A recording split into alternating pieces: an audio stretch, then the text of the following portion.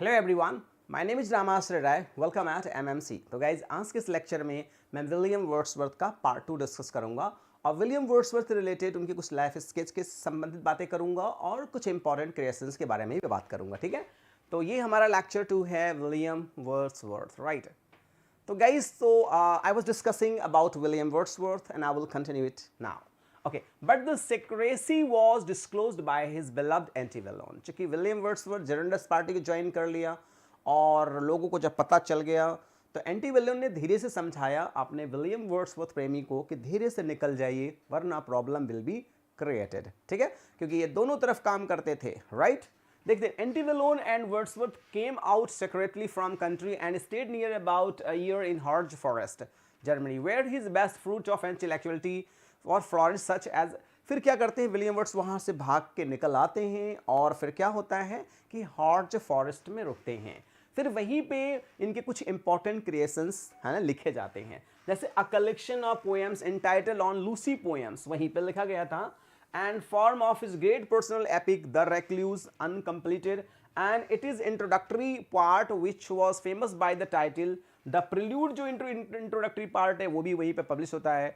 Other his remarkable poems were composed in this year, और बाकी के भी जो और इनके important creations थे वो यहीं पर लिखे गए थे।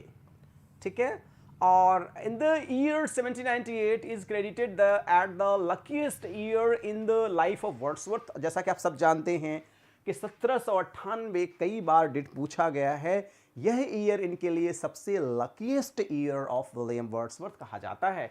But because from this very year begins the great decade, और इसी समय से इनका जो ग्रेट डिकेड है, याद रखिएगा, महान डिकेड। डिकेड मतलब होता ही है ना, मतलब you know that near about 10 years।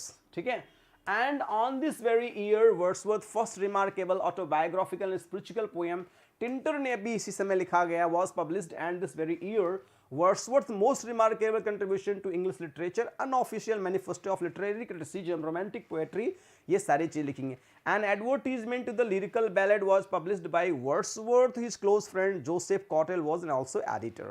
ये सारे पॉइंट्स जितने हैं इंपॉर्टेंट, इनको वीडियो को आप पॉज करके आराम से लिखते भी चलेंगे तो बहुत ज़्यादा चीज़ें समझ में आएंगी। ठीक है, alright. Now in 1802 the poet again visited France to take permission from Annette Vallon. आप देखिए कितनी समझदार इनकी प्रेमिका थी, या कितने समझदार ये थे कि अपनी प्रेमिका से अनुमति लेने जाते हैं कि भाई मैं अब शादी करना चाहता हूँ, है ना। तो Antebellum for the next marriage because his family members were not agree to call back Antebellum England। पहले तो इन्होंने खूब कोशिश किया कि Antebellum को ये इंग्लैंड ले आए, लेकिन घर वाले राजी नहीं थे कि भैया फ्रांस से कोई नहीं आएगी। ठीक है, क्या यहाँ लड़कियों की कमी है क्या इंग्लैंड में, तो यही सब बातें समझते हैं आप। So on this very tour the poet has composed his sonnet on the seaside, and on this very year Wordsworth married, और इसी साल विलियम वर्ड्सवर्थ मैरी शादी करते हैं Mary Hutchinson, the younger sister of Sarah Hutchinson. Sarah Hutchinson समझ रहे हैं आप, है ना, रॉबर्ट साउदे की पत्नी की सिस्टर हैं ये, और देख सकते हैं लिखा the wife of Robert Southey, a Lake District poet and poet laureates. और Robert Southey poet, Lake District poet भी थे, और क्या थे ये, एक लेक क्या बोलते थे, ये पोएट लॉरेट भी थे। ठीक है, क्योंकि इन्हीं के मौत के बाद फिर विलियम वर्ड्सवर्थ पोएट लॉरेट बने थे, आगे मैं डिस्कस करूंगा। Wordsworth was acquainted to Mary Hutchinson, she first of all made to the poet, but at that time the poet did not give more importance. इनकी मुलाकात मैरी हचिंसन से बहुत पहले भी हुई थी, लेकिन बहुत ज़्यादा इंपॉर्टेंस इन्होंने नहीं दिया था। ठीक है, in 1803 Wordsworth first of all tour to Scotland and met Sir Walter Scott. 1803 में ये है ना स्कॉटलैंड जाते हैं और इनकी मुलाकात होती है सर वॉल्टर स्कॉट, जिसको आप जानते हैं the famous historical novelist of English literature. Walter Scott को जानते हैं आप, रीजनल नॉवलिस्ट भी कहा जाता है। स्कॉटलैंड, स्कॉट्स की जो नॉवेल होती हैं वो किस पे बेस्ड हैं, वेवरली रीजन्स पे बेस्ड हैं। Wordsworth the remarkable nature poem the solitary reaper is based on his first tour to Scotland. जो इनकी सॉलिटरी रीपर जो पोएम है, इनका जो फर्स्ट टूर टू स्कॉटलैंड था उसी पे बेस्ड है, मतलब वहीं के चित्र को इमेज करके इन्होंने लिखा था। 1805 is almost a remarkable period in the life of poet because in this very year Wordsworth autobiographical poem Prelude 1805 में, ध्यान रखिएगा, Prelude and Solitary Reaper were published. Prelude और सॉलिटरी रीपर इसी ईयर में लिखे गए थे। Although Prelude was published posthumously in 1805 after the death of the poet. और ये जो प्रिल्यूड था पोएट के मौत के बाद ये पब्लिश हुआ था। In 1805 also Wordsworth published his two other remarkable elegiac poem, ध्यान दीजिएगा 1805 में, the Peele Castle on the death of his younger brother John Wordsworth who was a sailor and other poem on the death of Warrior, which is composed on the death of great military general Nelson and who died in the battle with Napoleon। ध्यान दीजिएगा, इन्होंने Nelson के बारे में भी लिखा है और इनके जो भाई जॉन वर्ड्सवर्थ थे इनकी मौत पर भी इन्होंने पोएम लिखा है। ये इंपॉर्टेंट फैक्ट है। Next, in 1808 Wordsworth shifted from Dove Cottage to Allan Bank at Grasmere. In 1809 Wordsworth two children son and daughter died. ध्यान दीजिए, इनके दो बच्चे थे वो एक्सपायर कर गए थे। In 1813 Wordsworth shifted from Grasmere to Rydal Mount where he lived till the last day of his life. और ये ग्रासमियर से लास्ट में रिडल माउंट जाकर के ये शिफ्ट हो जाते हैं और लास्ट में आखिरी सांस भी वहीं लेते हैं नियर। और लगभग वहां पे ये कितने साल तक रहे हैं? 35 साल तक रहे हैं। ध्यान दीजिएगा, एक एक पॉइंट को नोट करते चलिएगा, समझते चलिएगा। इन 1813 Wordsworth was appointed stamp distributor. ये भी महत्वपूर्ण पॉइंट है, ये स्टैम्प डिस्ट्रीब्यूटर भी अपॉइंट हुए थे for the Westmorland. in the beginning Wordsworth decided not to do any government job because he was the supporter of Tory. इन्होंने डिसाइड किया था कि कोई गवर्नमेंट जॉब नहीं करेंगे फ्यूचर में क्योंकि ये सपोर्टर ऑफ टोरी ग्रुप के थे। Accepted the job because of Whig. और ये जॉब एक्सेप्ट करने की वजह से क्या हो गए थे? विग हो गए थे। जैसे भाई जॉब एक्सेप्ट जिसका करेंगे, जिसकी पार्टी का हो वही तो हो जाएंगे आप। Wordsworth was regarded as an ideal democratic man, but after accepting this responsibility, he was bitterly criticized। और जब इन्होंने ये जॉब स्टैम्प डिस्ट्रीब्यूट को एक्सेप्ट किया तो लोगों ने धड़ाधड़ इनको क्रिटिसाइज करना शुरू कर दिया। Robert browning in his poem lost leader में भी इनको क्या किया है? क्रिटिसाइज किया है। ओनली फॉर, इन्होंने कहा Robert Browning only for handful of silver gold money a ribbon to stick in coat. उन्होंने कहा कि यार ये वर्ड्सवर्थ केवल कुछ पैसों के लिए, और एक होता है भाई टाइटल का, जैसे स्टिक पे रिबन लग जाता है, केवल एक छोटे से एक रिबन के लिए और थोड़े से पैसे के लिए अपने ईमानों को ही बेच दिया। लोगों ने बहुत क्रिटिसाइज किया। In 1814 Wordsworth again visited Scotland and his mystic poem Excursion was published. 1814 में इन्होंने क्या किया? स्कॉटलैंड को फिर विजिट किया और इनके मिस्टिक पोएम एक्सर्सन पब्लिश हुई। In 1841 17 years old poet revisited Tintern Abbey and Alfoxden. एक बार फिर विलियम वर्ड्सवर्थ ने 71 साल की उम्र में कहाँ विजिट करने की कोशिश किया है ना? फ्रांस को विजिट करने की कोशिश किया। In 1842 Wordsworth resigned from his post of stamp distributor. और इन्होंने क्या किया? कुछ दिन के बाद 1842 में स्टैम्प डिस्ट्रीब्यूटर जो जॉब इन्होंने एक्सेप्ट किया था उसको रिजाइन कर दिया। And person got a pension of 300 pound per year. इनको पेंशन भी मिला। Was granted by the civil court. इनको 300 पाउंड इनको पेंशन के रूप में भी ग्रांट किया गया। इन 1843 वर्ड्सवर्थ, बहुत महत्वपूर्ण पॉइंट है, इन 1843 Wordsworth was appointed poet laureate of England after the death of Robert Southey. याद रखिएगा कि 1843 में रॉबर्ट साउदे के मौत के बाद ये पोएट लॉरेट ऑफ इंग्लैंड बन गए थे। इन 1843 एंटी बोलोन, और उसी ईयर में एंटी बोलेन डाइड, मर गई थी। याद रखिएगा उसी साल एंटी बोलोन भी मर गई थी। Wordsworth was present in her crematorium in France. और दाह संस्कार के समय जो होता है शमशान घाट पे जो होता है तो उस वहाँ पे वो प्रेजेंट थे। In 1850 this great poet nature poet passed away at Rydal Mount due to the pleurisy on 23 April buried at Grasmere. और 1850 में फेफड़े में पानी आने की वजह से इनकी मौत हो जाती है और इनको ग्रासमेयर चर्च यार्ड में दफना दिया जाता है। इन 1850 the prelude was published after the death of the poet posthumously. और जो प्रिल्यूड है 1850 में इनकी मौत के बाद पॉस्टमसली मतलब होता है मरणोपरांत पब्लिश होती है। अब मैं बात करूंगा कि ये तो हमारा life sketch of great nature poet of William Wordsworth के बारे में था।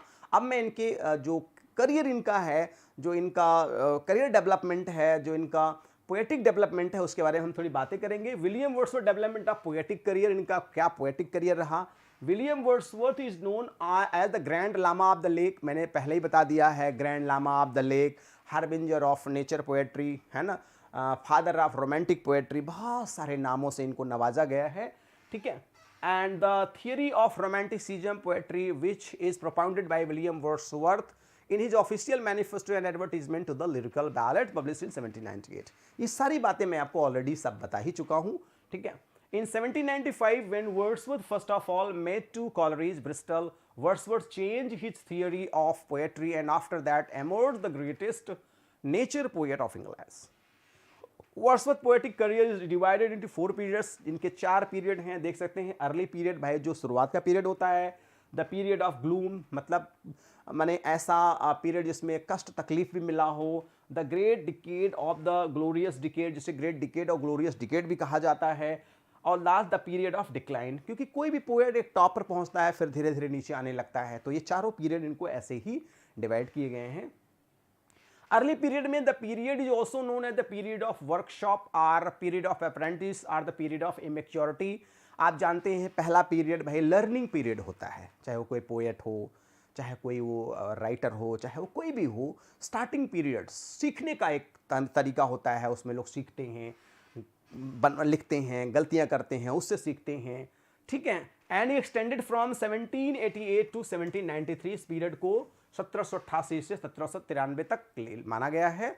In the early period, Wordsworth was an amateur who was trying to compose something in a new way because during this period Wordsworth was an imitator of Spenser and Alexander Pope। शुरुआत में ये इन्होंने बहुत सारे लोगों का अध्ययन किया, पोएम, बुक्स, सारी चीज़ें, तो स्पेंसर और अलेक्जेंडर के ये फॉलोवर थे, इमिटेटर थे। Pope and his first poem the valley of Esthwaite which was composed in 1768 but never published, later creation and evening walk। इनका वैली ऑफ एस्थवेट और एन इवनिंग वॉक, जो कि मैं ऑलरेडी चर्चा कर चुका हूं, लिखा गया लेकिन पब्लिश नहीं हुआ, ठीक है। अब देखिए सेकंड पीरियड में क्या था। फर्स्ट पीरियड में देख लीजिए केवल इन्होंने शुरुआत किया था, बहुत कुछ वंडर नहीं कर दिया था, बहुत कुछ चमत्कार नहीं कर पाया था, लेकिन इन्होंने काम किया था। सेकेंड पीरियड को कहा जाता है guilt and sorrow, the period of gloom, the transition period of his life. इनके जो सेकंड पीरियड था इसमें बहुत कुछ खास नहीं हो पाया, कष्ट तकलीफ प्रॉब्लम्स, बट लर्न बहुत कुछ किया इन्होंने। This period is known as the period of guilt and sorrow on account of his love affair with Annette Vallon. भाई का सारो क्या था, क्योंकि एंटीवेलोन के साथ इनका प्रेम हुआ, उसमें बहुत सारी समस्याएं आई। 70 years old सर्जन डॉटर मैं ऑलरेडी बता चुका हूँ of a Paris, the poet was haunted with the guilt and remorse because he was unable to marry with Antebellum। भाई ये जिससे प्रेम करते थे, एंटीवेलोन से बहुत प्रेम करते थे, लेकिन दुर्भाग्य बस उससे शादी नहीं हो पाई, तो कष्ट तो होगा ही होगा, ठीक है। So it was the more sorrowful period in the life of the young poet and his single verse drama the Borderer, but the seeds of nobility were hidden in this period. लेकिन जो बॉर्डरर्स इनका एक drama था, तो ये publish उस समय हो गया था। This period is most remarkable in the poetic career of Wordsworth because the very first meeting of the young poet Coleridge, S T Coleridge at Bristol was a milestone in the life of poet because his best fruit of intellectuality prepared during this period। ठीक है, कुल मिला के second period में जब इनकी मुलाकात S T college से होती है तो कॉलेज इनको बहुत सुझाव देते हैं, सलाह देते हैं, और उनके सलाह पर जब ये काम करते हैं तो बहुत तेजी से इनकी इंटेलेक्चुअलिटी डेवलप होती है। Wordsworth 1798 begins the glorious decade in the poetic career of Wordsworth because the poetic intellectuality was fully matured. He was composing the poem with full confidence। और 1798 में जब इनका टाइम शुरू होता है तो इन्होंने एक के बाद धड़ाधड़ पोएम लिखना शुरू कर दिया। और देख सकते best poem of this period जो हैं lyrical ballad, Tintern Abbey, the Prelude, on intimation of ode to duty, ये सारे मैंने इमेज के माध्यम से भी दे दिया है, देख सकते हैं। Lyrical ballad, Tintern Abbey, the Prelude, फिर देखते हैं ode on intimation of immortality, ode to duty, जो बहुत ही इनकी इफेक्टिव पोएम है। इन सारी पोएम को हम लोग लाइन टू लाइन समझेंगे और आगे बढ़ते चलेंगे। The Milton to London, the solitary reaper, इनको भी अच्छे से याद रखिए क्योंकि एक क्वेश्चन तो भी पूछ लेता है यह क्रिएशन किसके द्वारा लिखा गया है। तो जब आप अच्छे से समझे रहेंगे तो आप कभी गलत नहीं करेंगे। माइकल है, Lucy poems, to the skylark, she was phantom of delight, she the world is too much with the daffodils leech gather, ये सारे के सारे क्रिएशंस विलियम वर्ड्सवर्थ द्वारा लिखे गए हैं। सारे की मैं इमेज भी लगा दिया हूँ, जैसे to Milton, to London, the solitary reaper, Michael, देख सकते हैं लूसी पोएम, ये लूसी है, टू द स्काई लार्क है, डैफोडिल्स है, एक एक चीज़ को देख सकते हैं। She was phantom of delight पूछा जाता है किसके लिए उन्होंने लिखा है, तो इन्होंने वाइफ है ना मैरी हचिंसन हैं जो बहुत ही सुंदर थी, उनके लिए उन्होंने ये पोएम लिखा था। मैंने पूरी पोएम भी देख दी है। She was a Phantom of delight when first she gleamed upon my sight, a lovely a person, apparition sent to be a moment's ornament. Her eyes are as star of twilight fair, like twilight is to her dusky hair. बहुत सुंदर है poem. आगे चल के मैं poem को समझाऊंगा, explain करूंगा, इसको अच्छे से समझाऊंगा, बड़ा अच्छा लगेगा आपको, ठीक है। ओके, अब the world is too much with us is है ना representation of human is relationship to nature for the poet. आप जानते हैं the world is too much with us, ये पूरी पोएम की थोड़ी सी डेफिनेशन और थोड़ी सी एक्सप्लेनेशन भी है, बहुत ही सुंदर है। The world is too much with अस, बहुत कुछ हो चुका दुनिया में, कुछ खास। The world is too much with अस है ना। गेटिंग एंड स्पैंडिंग, बहुत अच्छी लाइन है, जब आप पढ़ेंगे मजा आएगा। लीच गैदरर, आप देख सकते हैं एक लीच गैदरर होता है जिसे हम रेजुलेशन ऑफ इंडिपेंडेंस भी कहते हैं, ये भी बहुत अच्छी पोएम है, इसको भी हम लोग अच्छे समझेंगे। The period of decline 1808, the period is extended 1809 to 1850। Since then the poet intellectuality and power of poetic creation begin to decline, क्योंकि थर्ड पीरियड में तो इन्होंने जम करके उछाल मारा, लेकिन लास्ट पीरियड जो है इनका जब आता है तो चीज़ें डिक्लाइन होने लगती हैं। The poems of this period are not remarkable, so the best fruit of this period, Laodamia इसी पीरियड में लिखी जाती है, मतलब लास्ट पीरियड जो इनका होता है। The excursions written on the death of Charles Lamb and his sonnet, इनके सोनेट जो हैं 523 सोनेट विलियम वर्ड्सवर्थ ने लिखा है, याद रखिएगा, ये भी एग्जाम में पूछा जाता है। तो आप देख सकते हैं important creation of this creations of William Wordsworth. William Wordsworth के इंपॉर्टेंट क्रिएशंस हैं, इसको भी आप देख लीजिएगा। The valley of Esthwaite, descriptive sketches, an evening walk, guilt and sorrow, the borders, the ruin cottage, Goody Blake, ये सारे का इमेज में लगा दिया हूँ। The valley of Esthwaite, descriptive sketches, an evening walk की पूरी पोएम और सारी चीज़ें हैं, और देख सकते हैं ये इसकी स्टार्टिंग की सारी पोएमें हैं। इम्पैक्ट ऑफ होम टाउन, ये भी एक बहुत अच्छी लाइन है, पूरा स्टॉप करके लिख लीजिएगा, ठीक है। तो देख सकते हैं कि द बॉर्डर्स, इनकी जो वन वर्ड वो सॉरी ड्रामा है। And the ruined cottage, at the door arrived I found that she was absent in the shed where now we set, ये भी बहुत अच्छी पोएम है। द रूइंड कॉटेज देख सकते हैं, रूइंड कॉटेज मतलब उजड़ा हुआ कुटिया, देख सकते हैं आप। देखते हैं गुडी ब्लेक है ना, Harry Gill, Tintern Abbey, French revolution, जितने भी इनके पोएम्स हैं, इन सारी पोएम्स की एक बेहतरीन इमेज के साथ मैं देने की कोशिश किया हूँ, है ना। देख सकते हैं द थीम ऑफ नेचर, देखते मोस्ट ऑफ हिज, इनके जो नेचर पोएम का जो थीम है कितना सुंदर है। Most of his poems having theme of nature, he was priest of nature, he truly loves nature beauty more than other poets. Nature never did betray the heart that loved her. प्रकृति उसको कभी धोखा नहीं देती, कष्ट नहीं देती है, जिससे वो प्रकृति प्रेम करती है, प्रकृति किसी को कष्ट नहीं देती है। Michael, ode on intimation of immortality, recollection of early childhood, ode to duty, French revolution, ये सारी की सारी इनकी जो क्रिएशंस हैं। The Peele Castle, the fountain, Laodamia, character of happy warrior, ये सारे पूरे के पूरे इनके जितने भी हैं क्रिएशंस हैं, और सारे इंपॉर्टेंट क्रिएशंस आपको पढ़ना होगा, क्योंकि किसी भी क्रिएशन से कुछ भी पूछा जा सकता है एग्जाम में, ठीक है। स्कॉर नॉट द सोनेट, देख सकते हैं ये पूरा पोएम ही आपको मैंने दे दिया है। स्कॉर नॉट सोनेट मतलब सोनेट से नफरत मत करो, सोनेट्स के रिस्पेक्ट करो, क्योंकि सोनेट से रिस्पेक्ट करेंगे तो अपनी फीलिंग्स को लोग उसमें एक्सप्रेस करते हैं। The table turned, William Wordsworth का ये पोएम है। टेबल टर्न की भी आप लाइन जानते हैं। One impulse from vernal wood may teach more of man of the moral evil and of the good which all the sages can. तो देख सकते हैं इसी की लाइन है टेबल टर्न की। She has a world of ready wealth, our mind and hearts to bless, a spontaneous wisdom breathed by health, truth breathed by cheerfulness. One impulse from Vernalwood may teach you more of man, of moral evil and of good than all the sage can. एक सूखी लकड़ी वो उतनी सारी शिक्षाएं दे सकती हैं जितना कि एक महात्मा नहीं दे सकता है। Simon Lee the old hearts man, इसको भी याद रखिएगा, ये भी बहुत महत्वपूर्ण क्रिएशन ऑफ विलियम वर्ड्सवर्थ है। आपको सारी चीज़ें समझ में आ जाए। द रेनबो, ये भी my heart lifts up I behold as rainbow in the sky. So was it when my life began. जब इसको आप पढ़ेंगे तो बहुत आनंद आएगा. रेनबो की लाइन भी बहुत ही हार्ट टचिंग है. Have I not reason to lament what man has made for man? Have I not reason to lament? मेरे पास तो कोई कारण ही नहीं मैं जिससे विलाप करूं. क्यों? What man has made of man? What man has done for man? इंसान ने इंसान के लिए क्या किया है. ठीक है. Lines written in early spring, इसकी भी लाइनें देख सकते हैं, बड़ी खूबसूरत लाइनें हैं. और जितनी आप वर्ड्सवर्थ के पोएम्स को पढ़ते जाएंगे उतना ज़्यादा आप उसमें डूबते हुए चला जाए. द इडियट बॉय, ये इनकी पोएम है.